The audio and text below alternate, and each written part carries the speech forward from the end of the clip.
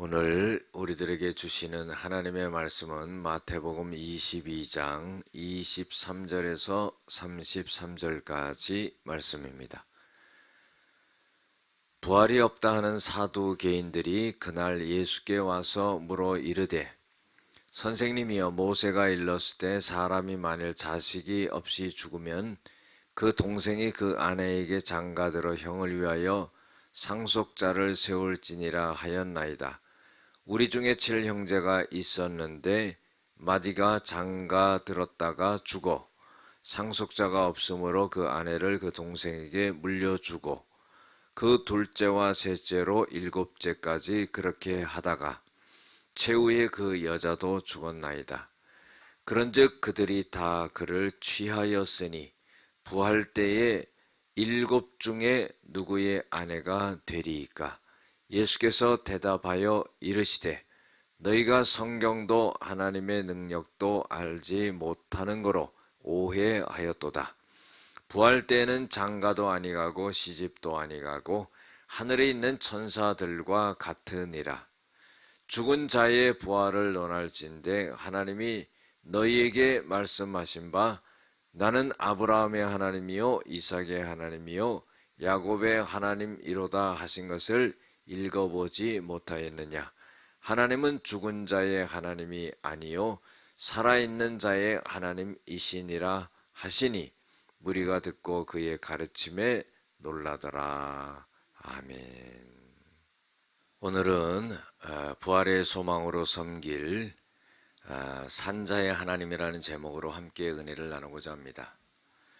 사두개인들이 예수님 앞에 와서 질문을 합니다. 이 사두개인들은요, 바리새인들과는 다르게 부활이 없고 천국이 없고 또 나중에 하늘나라에 가서 상급도 없고 형벌도 없다, 이렇게 믿고 있는 사람들이었습니다. 그래서 이 사두개인들이 예수님께 와서 질문을 합니다.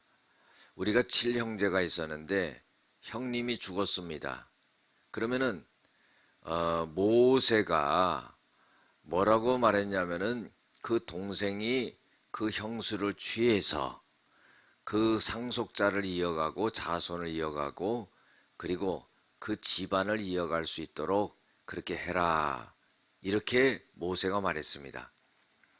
그러면은 그 또 6째 형이 형수와 살다가 6째 형이 죽었습니다. 그러면 5째 형이 들어가고 또 5째 형이 죽었습니다. 그래서 7째까지 다 그렇게 됐는데 부활이 있다 하면은 나중에 부활 때에 누구의 아내가 되겠습니까? 이런 질문이에요. 여러분들, 이 질문의 의도는 뭐냐 하면은 자기네들은 부활이 없다고 그렇게 생각하거든요. 그 부활이 없으면은요, 지금 질문한 이 질문이 아무 문제가 없습니다. 왜냐하면은 다 죽고 부활하지 않았는데 나중에는 부활해서 누구의 아내인지 그렇게 다툴 이유가 없다는 거죠. 그런데요, 부활이 있다고 한다면은 과연 누구의 아내가 되겠습니까? 이런 질문을 하는 거예요. 예수님께서는요, 이렇게 대답하시죠.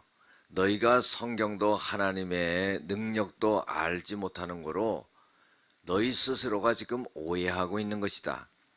부활 때는 장가도 가지 아니하고 시집도 가지 아니하고 그리고 천사와 같이 된다는 거예요. 천사와 동등이라 이 말이요.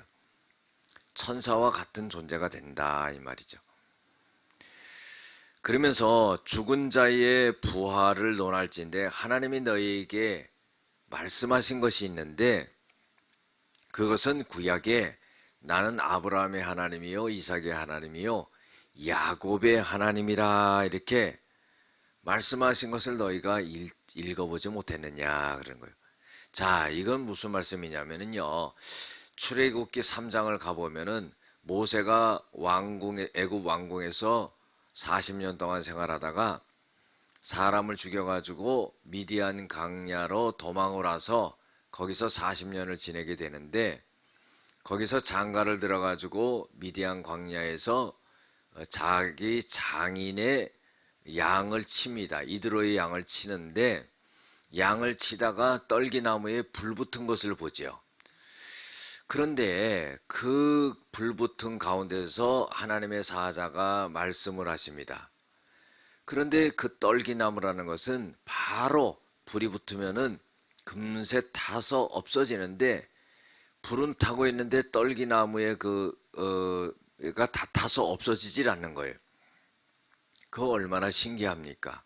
그러면서 거기서 주의 사자가 말을 하는데 그건 뭐냐면 하나님은 아브라함의 하나님이요 이삭의 하나님이요 야곱의 하나님이다. 오늘 본문의 32절에 나온 말씀은 똑같은 말씀을 하십니다.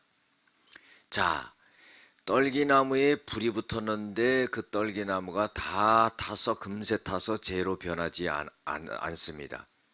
그리고 주의 사자가 거기서 하나님은 아브라함의 하나님이요 이삭의 하나님이요 야곱의 하나님이라고 말한 것은 떨기나무가 타서 없어지지 않는 것처럼 하나님은 아브라함 때 끝나지 않고 이삭 때 끝나지 않고 야곱 때 끝나지 않고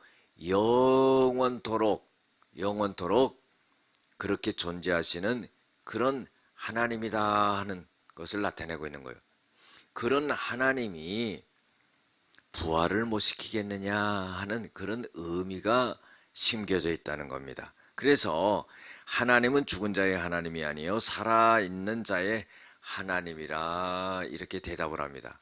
그러니까 거기 있는 사람들이 듣고는 예수님의 가르침에 놀랐다 그랬어요.